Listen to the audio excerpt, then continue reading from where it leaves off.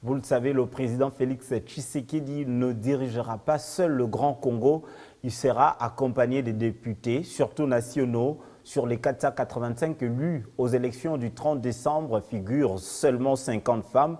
Solange Masumbuko de l'FDC, élue de la circonscription électorale de la Lukunga, explique que c'est une incidence heureuse car bien équilibrée par rapport aux candidatures féminines qui étaient de 12%, soit loin moins que les années précédentes.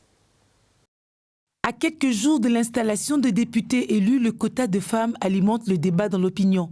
50 députés nationaux sur les 485 publiés par la centrale électorale. C'est encourageant pour les femmes, même si c'est encore peu. Donc ça fait, si on a 500 députés, alors il y a en 400, c'est un dixième. Elle ne se donne pas aussi trop. Il n'y avait pas trop de candidates femmes. On ne va pas élire une femme parce que seulement elle est une femme. On doit élire une femme parce qu'on trouve qu'elle est dans la politique. C'est une femme politique qui se donne et il y a des œuvres où tout ça passe par là. Les femmes qui ont été élues, en fait, nous les souhaitons de bonnes choses. Hein. En fait, la chance de pouvoir bien travailler. Qu'ils puissent, n'est-ce pas, en fait, intérioriser ici l'éthique politique, bien entendu. Ils doivent en fait servir la nation, les femmes, et puis se rendre compte qu'ils sont là pour la nation au lieu de se laisser faire. Ce qui se produit n'est qu'une conséquence logique de l'enregistrement des candidatures. Les BRTC n'avaient reçu que 12% des candidatures féminines.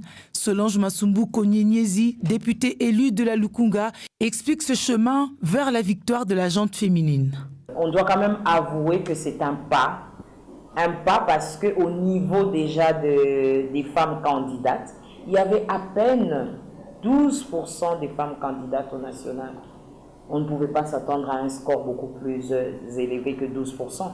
Et c'était désolant parce que la loi nouvelle n'a pas permis à toutes les femmes le regroupement. Ça a découragé plus d'un.